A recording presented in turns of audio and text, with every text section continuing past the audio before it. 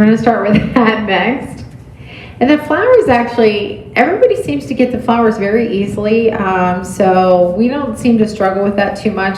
Some people, we will have to go to their canvases and show them on their canvas instead of up front. Sometimes that helps people to just go like right in front of them, show them one on their canvas, and teach them how to do it right in front of them, and then they seem to get it sometimes if they're struggling. Okay? Yeah, just do that side. And then what you're going to have to do is you're going to have to get your plate, and you're going to, we always have two plates, one plate under the other plate. Pull the second plate and put every color on it except for the browns.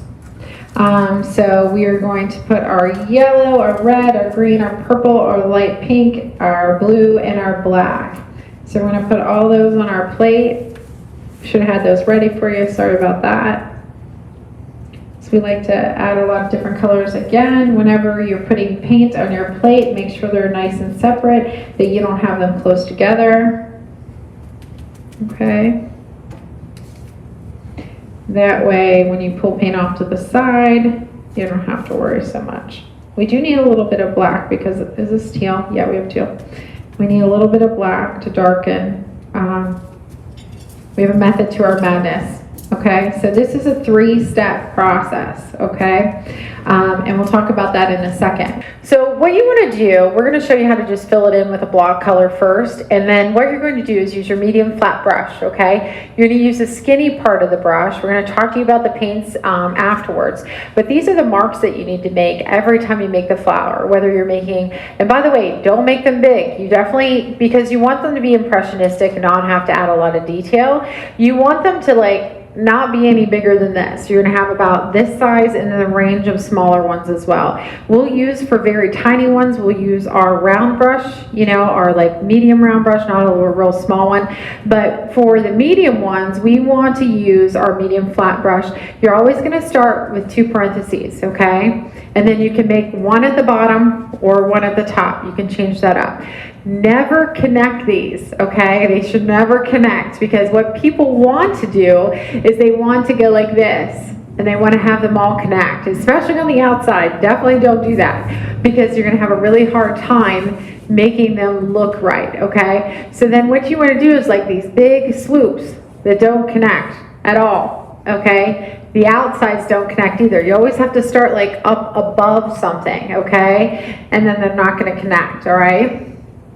Your pressure with this, by the way, starting out light, pressing, coming off light again, okay? So you have a skinny mark, gets wider, and skinny again, okay? So you want to practice this a little bit, maybe on like your plate or something like that, but again, you're going to do parentheses. This time I'll go on the top, okay? Then we're going to make these larger marks around like this, not connecting. Keep that in your head, not connecting, okay? So the process to this is what Eliza's going to do. She's going to choose a color. So every color for the base color, you're going to add black to it first, except for yellow. Yellow, you're going to add a little red to it. But say she's going to start out with the alizarin crimson tongue twister. It's a Bob Ross color. We love Bob. So she's going to start out with a red, and then she's going to add black to it because we want a darker base. Remember how we always start with what's the furthest away? We need to have those shadows in there to add depth. So if you look at this, you see some of that, like it's like a cherry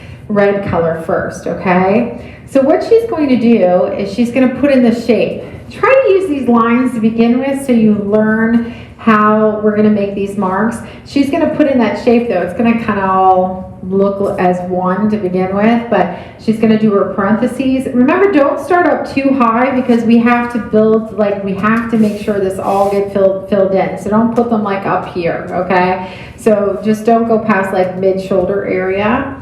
And so she's going to make these shapes, and then she's basically going to fill it in by making like, just learn to make these curves by lifting off. And then she's going to fill that in, okay? And this is black. Every single color, you start with black first with the color, and then you're going to fill this in, okay? Every single color. Is this dry enough to put your plate right here? Yeah. Okay. That way they can see how you're pulling the colors. So see how she has a little bit of black with that. And the outside, you don't want this nice round circle. You want it to go out and around, even when you're making this, you know, blocking this in, okay? So then she's going to need her paint towel, which I'm going to put a paint towel right here because this is dry. She's going to wipe off her brush on her paint towel, okay? Then she's just going to pull red. She's going to put red on both sides of her brush. And make sure your brush isn't frayed or this won't work. You need something that's like pretty flat. And then she's going to put white right on the tip, okay? White goes right across the edge. And if you get too much white, just tap it onto your plate and get a little bit of the excess off. This is where you're going to do the parentheses. So you're going to do the left, you're going to do the right, or vice versa. You might have to go back, get more paint, and put white on it. You're going to use the skinny part and make your a little bit longer, make those lines, and then you're going to go around. Remember how they don't connect, okay? These won't look right until we put a little black in the center with a white dot too. So that's part of the process, okay? So once we get all these in, and we're going to show them one right now. Once we get all these in, she's going to get her long black pointy brush and she's going to put black like a moon shape in the center of this, okay? She's going to put a little bit of black. We'll do that all together at the end, but I just want you to see like a finished product right there. See how that changes it right there, putting that black in there like a moon. And then what she'll do is she'll take the back of the brush, put the black back in white, and dot right in the center. It may not hold it because it's wet. We'll see. We just want to show you how it looks. So she put in all of her, to put leaves in, and we're going to put our dotted flowers. So, but she says she wants to do another red one. Do it right now while she has her brush out, those colors we're using, and if she wants to put another one in, she can. Okay? So again, process starts with black in the main color. So you're going to put black into the red, okay? And then she's going to make the shape of the flower, okay? So even though you don't have to do the same exact strokes as when you're doing the highlights, it helps you to practice it like this, okay? A lot of times if you're a little fearful to start on your canvas, you can always do it on a plate first, do it on a piece of paper, do it on your tablecloth. We encourage people to practice. But here's the thing, you put it onto your painting and you don't like it. Well, your background's dry, so you can just wet the edge of your paint towel and wipe it off very easily if you do it while it's wet, okay? And Eliza's gonna go back. She's not gonna connect those, okay?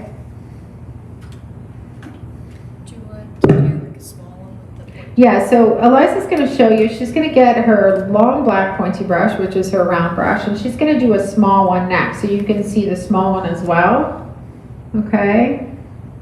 So she's going to do purple, so you take the purple with the black. Use a decent amount of paint for this, guys. You don't have to worry about using, like, you know, I like that there's a nice amount of paint in here, okay? So you just want it really dark to start, but you want a hint of that color, like the base color that you're using. Okay.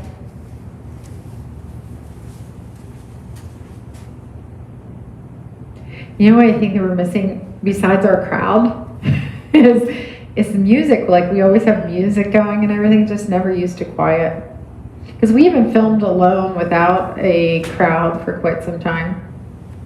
And then what she's doing is she's getting just the purple with the white, making the same strokes with the round brush, okay? So that's how you do your small ones. When they're up close, they're gonna not look right to you. They're gonna look like messy, but they're impressionistic flowers. When you stand back and you look at them, they look really cool, especially once you get the black in the center, moon shape of black, and then it will actually leave that shape for you, that moon shape to fill in because of your parentheses, and it leaves you that kind of shape to fill in there. So Liza's like doing all of her, now she's doing blue. When you do the blue, that's cerulean blue. When you do the blue, just add a tad like of black to it because you don't want to muddy it up too much. But you can see I have some darkness to that too. So remember, put these over your cow's chest too. Make sure that that's filled in some, okay?